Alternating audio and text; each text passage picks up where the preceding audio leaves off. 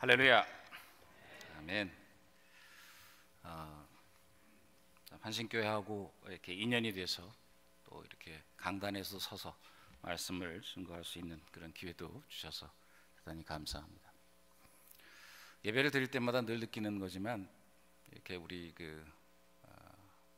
2부의 할렐루야 또 3부의 호산나 성가대 참 잘하세요. 여러분 잘하는 거 아세요? 네. 제가 오늘 설교도 참 잘해야 되는데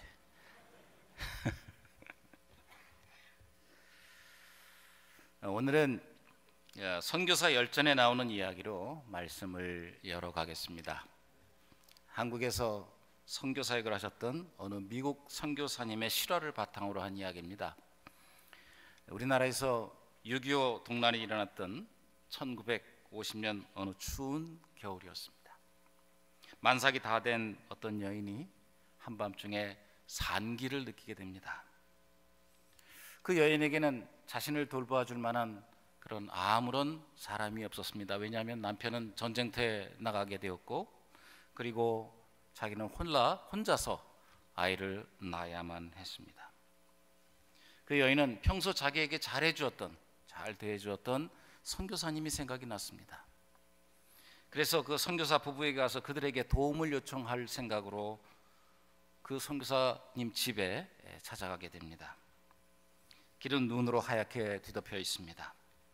조심조심 한 걸음씩 내딛고 가는데 작은 다리를 지날 즈음에 가지고 굉장히 큰 산통을 겪게 됩니다.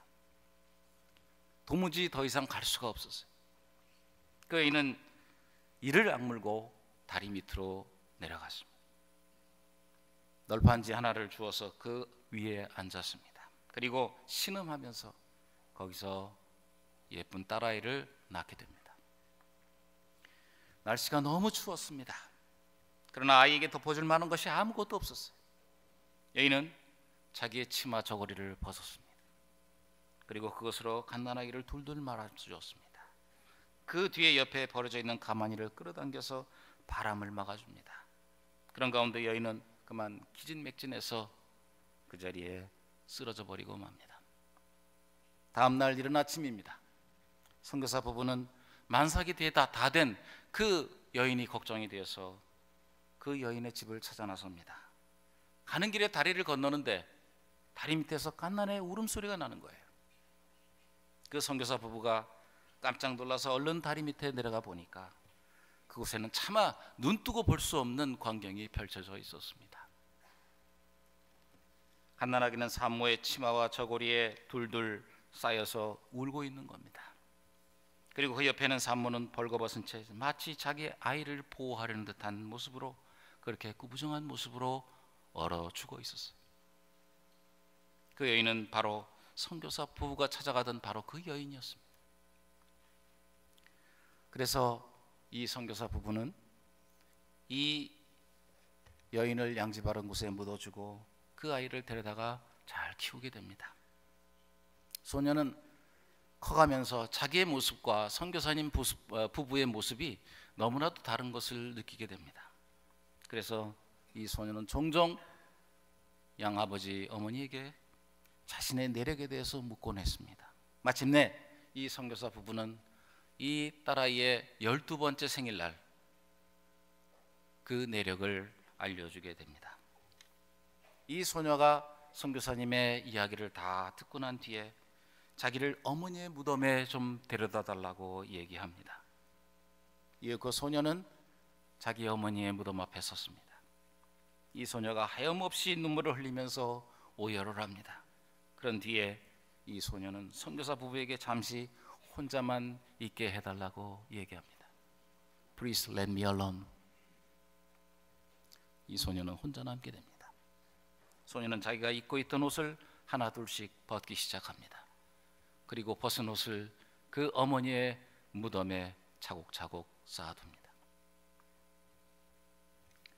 드디어 소녀는 어머니의 무덤에 엎드려서 이렇게 말합니다. 어머니, 그때 이거보다 더 추우셨습니까? 어머니, 그때 이거보다 더 부끄러우셨습니까? 울고 또 울었습니다. 목이 메이도록 울었습니다. 사랑하는 성도 여러분, 우리 예수님은 못난 우리를 위해서 죄인처럼 수치스러운 그 십자가에 매달려서 고통당하면서 돌아가셨어요. 다가오는 고난주간을 생각해 보면서 이 시간 우리 모두가 다 십자가에 나타난 우리 주 예수 그리스도의 사랑을 다시 한번 되새기는 그런 시간이 되시기를 주의 이름으로 축원합니다. 오늘 사도 바울은 본문에서 우리들에게 이렇게 권면해 주고 있습니다. 5절에 있는 말씀입니다. 너희 안에 이 마음을 품어라. 곧 그리스도 예수의 마음이니. 예수 그리스도의 마음을 품고 살아가라는 얘기예요. 그 옛날 빌립보 교회가 하나가 되지를 못했습니다. 그들에게 다툼이 있었습니다. 사도 바울은 빌립보 교회의 화합과 그리고 일치를 위해서 그들 안에 그리스도 예수의 마음을 품어라 이렇게 말씀하고 있는 거예요. 오늘 우리에게도 이러한 교훈이 되기를 바라는 거죠. 사실 우리가 그리스도 예수의 마음만 가지면 아무런 문제가 없는 거죠.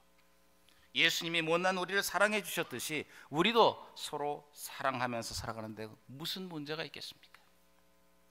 예수님이 죽기까지 하나님의 뜻에 순종하면서 복종하셨는데 우리가 말씀대로 순종하면서 살아가는데 무슨 문제가 생기겠습니까? 예수님이 못난 우리를 위해서 한없이 자신을 낮추신 것처럼 우리도 우리를 낮추면서 겸손하게 살아가는데 나와 너 사이에 무슨 문제가 생기겠냐 말입니다. 오늘 말씀을 통해서 우리 안에 그리스도 예수의 마음을 품을 수 있는 은혜가 우리 모두에게 있게 되기를 바라는 것입니다.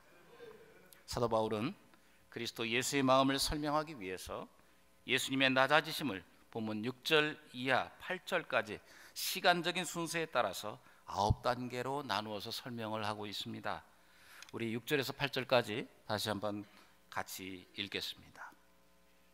그는 근본 하나님의 본체시나 하나님과 동등됨을 취할 것으로 여기지 아니하시고 오히려 자기를 비워 종의 형체를 가지사 사람들과 같이 되셨고 사람의 모양으로 나타나사 자기를 낮추시고 죽기까지 복종하셨으니 곧 십자가에 죽으심이라.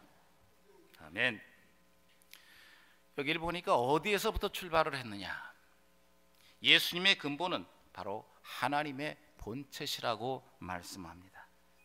예수님이 하나님이십니다.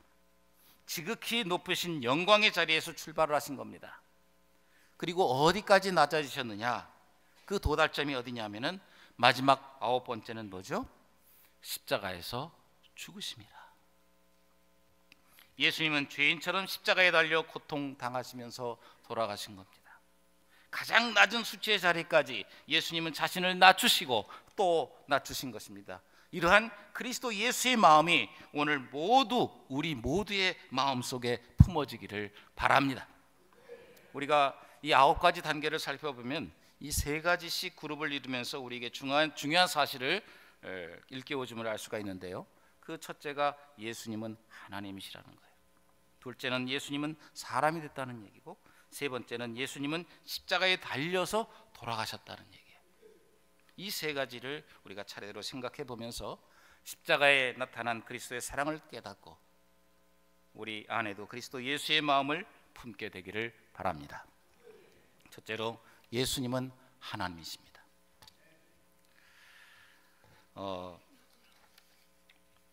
본문 6절과 7절에서 말씀하십니다. 예수님은 근본 하나님의 본체시나 하나님과 동등됨을 취할 것으로 여기지 아니하시고 오히려 자기를 비우셨다고 그랬어요. 예수님의 근본은 하나님의 본체십니다. 여기서 말하는 본체는 8절에 나타나는 모양과 비교해서 생각하면 더 우리가 쉽게 이해할 수가 있습니다. 본체는 내적입니다. 그러나 모양은 외적입니다. 본체는 본질적인 것입니다만은 모양은 비본질이죠. 본체는 영원 분별합니다. 바뀌지 않습니다. 그렇지만 모양은 시시때때로 환경에 따라서 바뀌어지는 것입니다. 여러분, 우리들을 한번 생각해 보십시오. 제 머리가 하얗습니다. 원래부터 이렇게 하얗지 않았습니다. 원래는 까맸습니다. 우리가 어머니의 뱃속에서 태아로 있을 때 모양과 그리고 우리가 갓난아이로 있을 때 그 모양이 다르죠. 또 나이가 들면서 우리의 모양은 자꾸 바뀌어져 갑니다. 이처럼 모양은 시시각각으로 시간이 지나면서 바뀝니다. 그렇지만은 우리의 본체는 어머니의 뱃속에 태아로 있을 때부터 늙어 죽을 때까지 변하지가 않는 것이에요. 우리의 본체는 언제나 사람이고 우리의 본체는 언제나 인간입니다. 본체는 이와 같이 불변한다는 것입니다. 그러면 예수님의 본체는 무엇입니까? 그는 근본 하나님의 본체시나 이렇게 말씀하십니다. 예수님의 모양이 어떻게 변하든지 간에 예수님은 영원 전부터 영원 후까지 하나님이신 것입니다. 왜 우리가 여호와의 증인들을 이단이라고 그렇게 얘기합니까? 그들은 예수님이 하나님이시라고 하는 사실을 부정하기 때문에 그렇습니다. 그들은 예수님의 근본은 하나님의 본체시라는 사실을 깨닫지 못하고 있는 거예요. 우리 예수님은 하나님이신 것을 믿으십니까? 그런데 예수님은 하나님과 동등됨을 취할 것으로 여기지 아니하셨다라고 말씀하십니다. 예수님은 세세무궁토록 우리의 경배와 찬양을 받으시기에 합당하신 하나님이십니다. 그런데 예수님은 하나님과 동등됨을 취할 것으로 여기지 아니하셨어요. 첫째 아담이 교만했어요. 너희가 선악과를 따먹으면 너희 눈이 밝아져서 하나님과 같이 되리라. 아담은 사탄의 그 유혹에 넘어갔습니다. 선악과를 따먹어 버렸어요. 첫째 아담은 피조물이면서 감히 하나님과 동등됨을 취하려고 했던 것이에요. 그래서 타락한 겁니다. 그러나 둘째 아담 그리스도 예수는 달랐습니다. 그는 겸손했습니다. 예수님은 하나님이시도 불구하고 하나님과 동등됨을 취할 것으로 여기지 아니하시고 자기를 낮추셨습니다. 한 걸음 더 나가서 예수님은 오히려 자기를 비우셨다고 했어요. 자신의 무엇을 비웠다고 하는 것입니까? 물론 예수님이 신성을 비우셨다는 말씀이 아닙니다. 예수님은 하나님의 본체시니까 영원 전부터 영원 후까지 언제나 변함이 없으신 분입니다. 그러므로 신성을 결코 비웠다고 이야기할 수는 없습니다. 그러면 예수님이 뭘 비웠느냐? 예수님은 하늘 보좌에서 누릴 수 있는 그 모든 하늘의 영광을 우리를 위해서 잠시 버리시고 이 땅에 오신 거예요. 그래서 예수님은 요한복음 17장 5절에서 이렇게 말씀하십니다. 아버지여, 창세전에 내가 아버지와 함께 가졌던 영화로서 지금도 아버지와 함께 나를 영화롭게 하옵소서.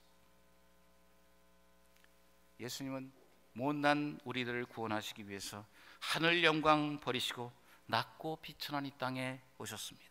우리에게 영원한 생명을 주시기 위해서 죄악 가운데 있는 우리를 구원하시기 위해서 하늘의 영광을 버리신 거예요.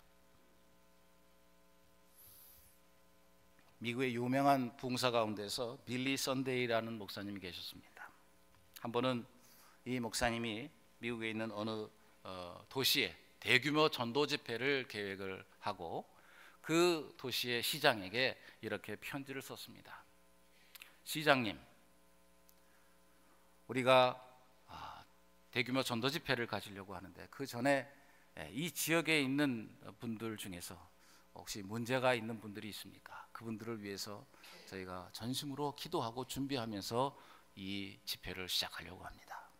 그러니 그 명단을 보내주십시오. 그렇게 편지를 썼어요. 그 시장이 며칠 뒤에 답장을 보내왔습니다. 그러면서 그분이 명단을 보내왔는데 여러분 그 명단이 무엇인지 아십니까? 전화번호부였습니다. 이렇게 두꺼운 전화번호. 여러분 무슨 얘기입니까? 이 세상에 문제가 없는 사람은 한 사람도 없다라는 얘기죠. 이 세상에 기도가 필요하지 않는 분이 누가 있겠습니까? 의인은 없나니 한 사람도 없다고 했습니다. 누구에게나 수고하고 무거운 짐들이 있게 마련 아니겠습니까? 우리에게도 어려운 문제가 있습니다. 우리 예수님이 왜 하늘의 영광을 버리시고 이 땅에 오셨나? 수고하고 무거운 짐에서 우리를 벗겨주시고 우리에게 쉼과 안식을 주시기 위해서 오신 거예요. 이 시간 우리의 마음의 문을 활짝 여시고 예수님의 사랑을 그대로 받기를 바랍니다. 우리에게 있는 모든 무거운 짐을 예수님께 맡기고 예수님께서 주시는 쉼과 안식을 누릴 수 있는 우리가 되기를 바랍니다. 이 시간 우리 모두가 주 안에서 누리는 기쁨과 평강을 다시금 회복할 수 있기를 바라는 것입니다. 두 번째로는 예수님은 사람이 되셨습니다. 예수님은 그저 하늘 보좌에 앉으셔서 인간들이 올라오기를 기다리고 계시진 않으셨어요. 예수님은 친히 우리와 똑같은 육신을 입으셨습니다. 그리고 예수님은 낮고 낮은 이 땅에 오신 거예요. 예수님은 사람이 되셨습니다. 7절부터 8절 하반부에 있는 말씀을 보시면 종의 형체를 가져 사람들과 같이 되었고 사람의 모양으로 나타나셨으며, 먼저 예수님은 종의 형태를 가지시고 이 땅에 오셨다. 마가복음 10장 45절에 예수님께서 이렇게 말씀하십니다. 인자가 온 것은 섬김을 받으려 함이 아니라 도리어 섬기려 하고 자기 목숨을 많은 사람이 대속물로 주려 함이니라. 예수님은 주인처럼 우리들에게 섬김을 받으시기 위해서 이 땅에 오신 게 아니에요. 오히려 종처럼 우리들을 섬기시기 위해서 이 땅에 오신 거예요. 7절에 쓰인 형체라고 하는 말은 6절에 있는 하나님의 본체라고 하는 말을 할 때 이 본체라는 말과 똑같은 단어예요. 그러니까 예수님은 그저 겉모양만 종의 모습을 취한 것이 아니라고 하는 얘기입니다. 예수님은 실질적으로 우리를 섬기시기 위해서 종의 형체를 가지고 이 땅에 오신 거예요. 우리 다 알다시피 예수님은 온 우주의 주인이십니다.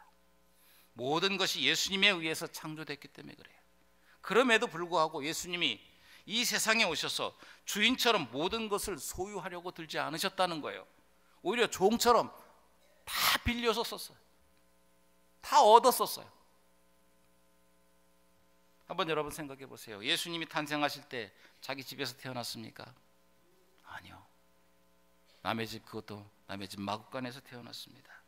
예수님께서 머리 둘 곳이 없었습니다. 그래서 예수님은 자주 감람산에서 주무셨어요. 예수님은 갈릴리 바다를 건너가실 때에도, 사람들에게 천국의 비밀을 선포하실 때에도 다른 사람의 배를 빌려서 거기서 말씀을 증거하실 때가 많았습니다. 예루살렘 성에 입성하실 때, 오늘 정료주일날 예루살렘 성에 입성하실 때도 내가 타고 들어갈 것이 없어서 남의 나귀를 빌려서 타고 들어가셨어요. 유월절 만찬을 드시기 위해서도 내 집이 아니라 남의 집 다락방을 빌려서 거기서 만찬을 하셨습니다. 심지어 예수님은 자신의 육신을 장사 지낼 때도 다른 사람의 무덤을 빌리셨습니다. 내 것이 없어서. 문자 그대로 종의 형체를 가지고 오셔서 종처럼 우리를 섬기시고 가셨어요. 한 걸음 더 나아가서 예수님은 사람들과 같이 되셨고 라고 그랬어요. 우리와 같이 똑같이 육신을 입은 것입니다. 예수님의 인성을 가리키는 말씀이에요. 그래서 예수님은 똑같이 우리와 같이 그렇게 어린 시절을 겪으셨습니다. 그는 키도 잘하고 지혜도 잘하고, 예수님은 우리가 똑같은 육신을 가졌기 때문에 배가 고플 때도 있었고 피곤할 때도 있었고, 또 피곤하시면 배에 고물에서 주무시기도 했어요. 또 예수님은 우리와 똑같은 성정을 가지셨기 때문에 사랑하는 친구 나사로가 죽었을 때 슬퍼하면서 우셨다고 그랬어요. 또 예수님은 우리와 마찬가지로 크게 시험도 당하셨습니다. 그렇지만은 히브리서 4장 15절에 있는 말씀처럼 예수님에게는 결코 죄가 없으십니다. 왜 그렇습니까? 왜? 예수님의 본체는 바로 하나님이시기 때문에 그래요. 하나님은 결코 죄를 지으실 수가 없습니다. 예수님은 우리와 똑같은 시험을 받았지만 결코 죄가 없으신 거예요. 한 걸음 더 나아가서 예수님은 사람의 모양으로 나타나셨음에 했습니다. 언뜻 생각하면은 우리가 조금 전에 말씀드린 사람들과 같이 되었고라고 하는 말씀과 사람의 모양으로 나타나셨음에 라는 말씀은 단순한 반복처럼 들리게 됩니다만, 그렇지만은 여기에 사람들과 같이 되었다고 하는 것은 하나님 편에서 하시는 말씀이고, 사람의 모양으로 나타나셨다고 하는 것은 인간의 편에서 하신 말씀이에요. 예수님은 사람의 모양으로 나타나셨기 때문에 예수님을 믿지 않는 유대인들은 예수님의 인성만 보려고 했습니다. 신성을 보고 싶지도 않고 보지도 못했어요. 여러분, 그때 예수님이 얼마나 많은 기적을 베푸셨습니까? 권세 있는 말씀을 주셨습니다. 그럼에도 불구하고 믿지 않는 유대인들은 예수님을 어떻게 배척했느냐? 저 사람 귀신 들렸구만. 저가 요셉의 아들 예수 아니냐? 우리가 그 부모를 아는데 어찌 지가 감히 하늘에서 내려왔다고 그렇게 얘기를 하느냐? 그러면서 예수님을 비방하고 그리고 배척했어요. 예수님이 사람의 모양으로 나타나셨기 때문에 예수님은 이 세상에서 사람들로부터 수없이 많은 멸시와 천대를 받게 되신 것이죠. 필리핀에서 선교하시다 돌아가신 선교사님이 있습니다. 그분이 사역하시던 곳이 필리핀 마닐라에서 동북쪽으로 약 1시간 정도 떨어진 곳에 있습니다. 그곳의 지역 이름은 달라라고 하는 지역입니다. 돈이 많아서 달러가 아니고 돈이 되게 없는 곳입니다. 주로 음성 나환자들이 모여 사는 곳입니다. 근데 실제는 거기에 양성 환자도 있었고 또 그 양성 환자들을 치료하는 그런 치료소도 있었습니다. 이런 곳에 가족들은 한국에 놔두고 선교사님 혼자 이 지역에 들어가서 사십니다. 나중에 보니까 이분은 소록도에서 사역을 하셨던 분이고 그 소속 노회가 파송한 선교사였어요. 처음에 마음의 문을 닫고 있던 필리핀 음성 나환자들도 이 선교사가 한국의 한센 마을인 소록도에서 왔다고 하는 이야기를 듣고서 마음의 문을 열기 시작했습니다. 사역한 지 4년 만에 이 지역에 3개의 교회를 개척을 했습니다. 그런데 그러던 어느 날 한국에서 오신 어느 후원자와 함께 해변으로 갔다가 갑자기 깊어진 물에 이 후원자가 빠지게 됩니다. 선교사님도 이분을 구하려고 같이 들어갔다가 익사하는 황망한 사건을 겪게 됩니다. 그 선교사를 파송한 노회에서 여러 어른들이 오셨습니다. 장례를 치르고 나서 저를 찾았어요. 그러면서 선배 목사님이 저에게 하는 말이, 전 선교사, 당분간만이라도 이 사역을 좀 맡아줄 수 없겠나? 제가 어떻겠습니까? 제가 못한다고 했겠습니까? 제가 거절을 잘 못하거든요. 그래서 당분간이란 말만 믿고 당분간이 1년이 되고 당분간이 2년이 되고 당분간이 3년이 되고 4년이 되고 5년이 됐어요.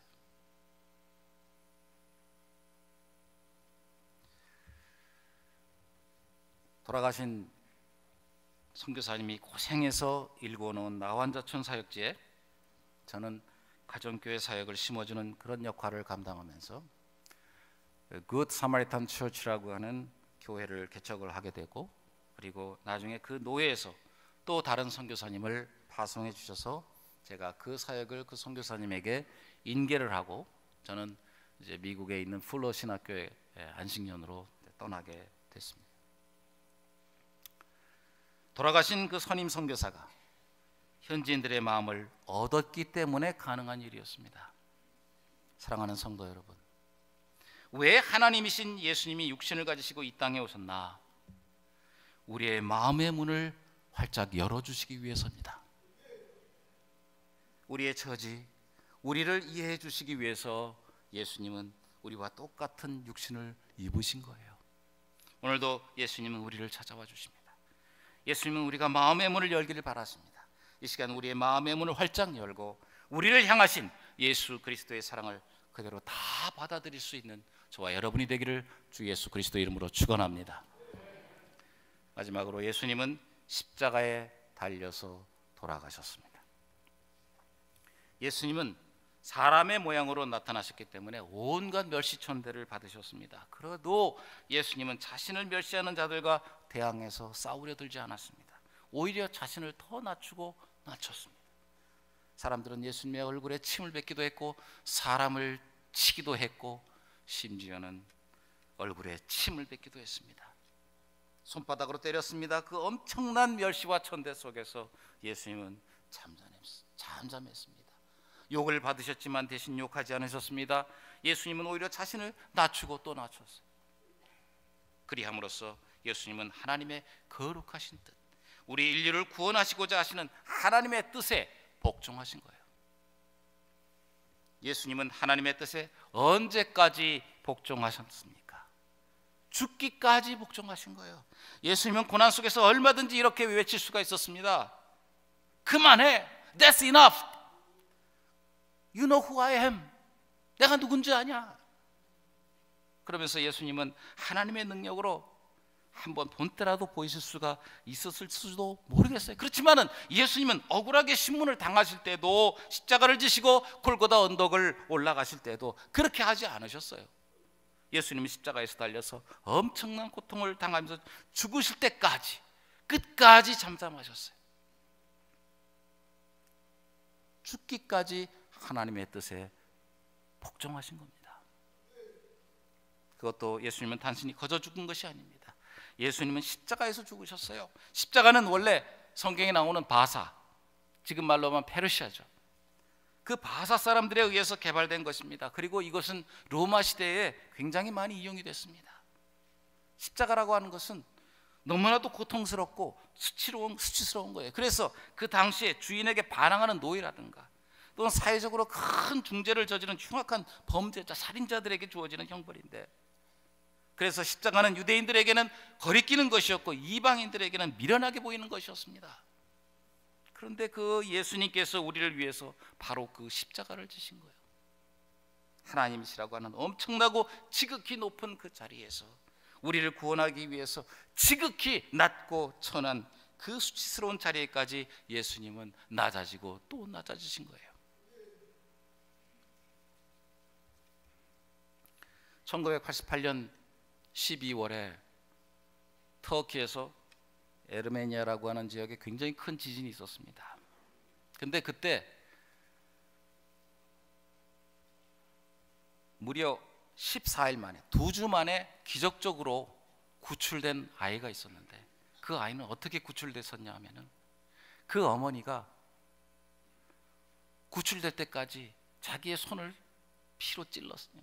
칼로 찔러가지고 그 아이가 그 피를 먹고, 또 목말라 하면 또 그 피 또 손을 찔르고 또 찔러서 그 아이가 먹게 해가지고 2주 동안을 그 아이가 아무런 도움도 없이 살 수가 있었습니다.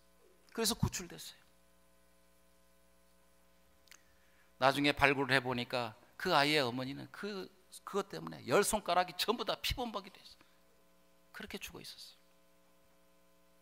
사랑하는 성도 여러분, 예수님은 고린도전서 11장 25절에서 우리에게 이렇게 말씀합니다. 이 잔은 내 피로 세운 새 언약이니, 예수님은 자신의 보혈을 흘려주심으로 말미암아 우리의 모든 죄를 깨끗하게 씻어주셨습니다. 그리고는 우리에게 영원한 생명을 주신 겁니다.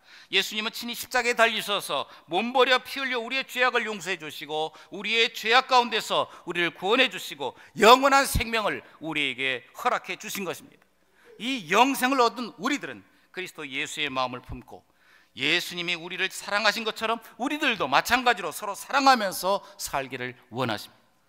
그리스도 예수의 마음을 품고 예수님이 죽기까지 하나님의 뜻에 복종한 것처럼 우리도 마찬가지로 하나님 말씀에 순종해서 살기를 원하시는 것입니다. 우리 얘기를 잠깐 하겠습니다. 지금 미국에 있는 우리 아이들은, 제가 아들하고 딸 하나가 있는데 다 필리핀 선교지에서 자랐습니다. 지금은 결혼도 하고 다 잘 살고 있습니다만은 이 아이들이 초등학교는 필리핀 로컬 학교를 다녔습니다. 그렇지만 이제 중고등학교는 필리핀의 마닐라 페이스 아카데미라고 하는 선교사들이 세운 학교에 다녔습니다. 거기에 그 학교 강당에 이런 글이 써 있습니다. Study for others. 말을 좀 이렇게 했습니다. 공부해서 남주자, 다른 사람을 위해서 공부하자, 그런 뜻이죠. 그래서 이 학교 출신 중에는 지금도 선교사들이 많이 나오고 있고 계속해서 대를 이어서 선교사들이 많아요. 하지만 우리의 현실은 어떻습니까? 공부해서 남주냐? 심지어 강남에 어느 고등학교 크푼이라는 게 있는데,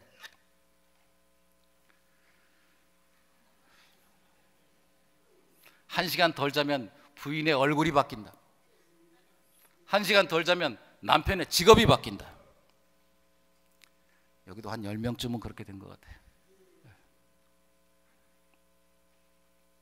무슨 얘기입니까? 1시간 더 열심히 공부하면은 좋은 대학도 가고, 지금 애인보다 훨씬 좋은 그런 부인을 얻는다는 그런 뜻이겠죠. 덜 자면 남편의 직업이 바뀐다. 뭐 의사도 변호사, 판사 뭐 등등 하여튼 사자 붙은 그런 직업을 가진 그런 남편을 구할 수도 있겠다는 얘기죠. 그건 뭡니까? 근본적으로 보면은 철저하게 이기주의인 것입니다. 철저하게 자기중심적인 거예요. 나를 위해서 한없이 높아지려고만 하는 거예요. 그것이 우리의 현실이에요. 그것은 결코 그리스도 예수의 마음은 아닐 것입니다. 예수님이 못난 우리를 위해서 자신을 한없이 낮추신 것처럼 우리들도 그리스도 예수의 마음을 품고 살기를 원합니다. 우리가 3대 목사 청빙하는 중에도 우리의 마음을 높은 데 두지 말고 낮은 데 둘기를 바랍니다.